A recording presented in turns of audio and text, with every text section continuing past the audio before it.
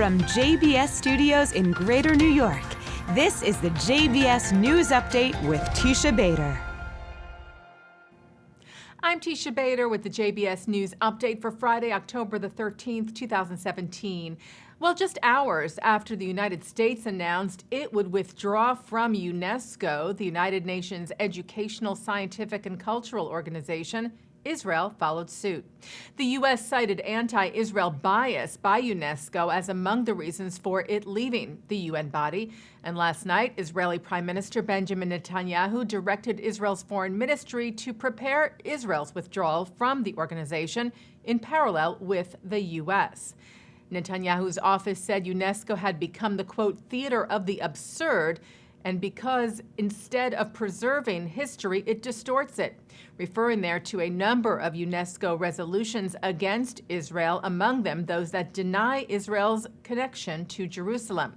The withdrawals from UNESCO only go into effect at the end of December of 2018.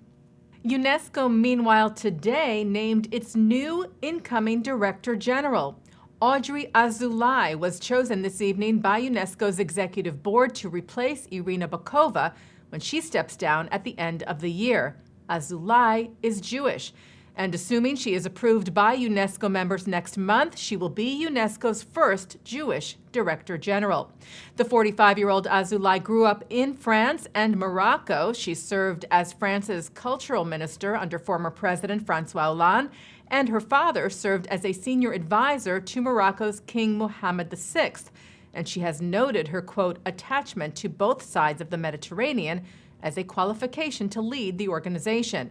In a late-night vote this evening at UNESCO headquarters in Paris, Azoulay narrowly defeated Qatari diplomat candidate Hamad bin Abdulaziz al-Kawari, who had been the frontrunner. Jewish groups had come out strongly against Kawari, citing his years of blatant anti-Semitic statements and support of anti-Semitic programs.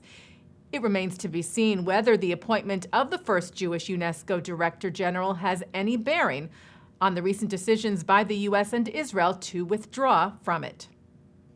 Israeli Prime Minister Benjamin Netanyahu last night weighed in on the newly signed unity agreement between rival Palestinian factions Fatah, who runs the Palestinian Authority, and Hamas, who rules Gaza, and who is recognized by Israel and the U.S. as a terror group. Netanyahu wrote on his Facebook page that Israel opposes any reconciliation in which the terrorist organization Hamas does not disarm and end its war to destroy Israel. Netanyahu wrote, there is nothing Israel wants more than peace with all our neighbors. But reconciling with mass murderers is part of the problem, he said, not part of the solution. Say yes to peace and no to joining hands with Hamas. Chief Palestinian negotiator Saeb is recovering in the U.S. after undergoing a successful lung transplant. We had reported to you last month that the 62-year-old was on a waiting list in the U.S. as well as in Israel, where he has received medical treatment for his pulmonary fibrosis for years.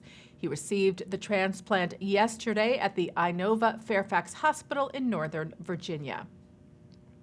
While Jews around the world celebrated the end of Simchat Torah last night with second Hakafot, the dancing around of worshipers carrying the Torah through and around or even outside the synagogue.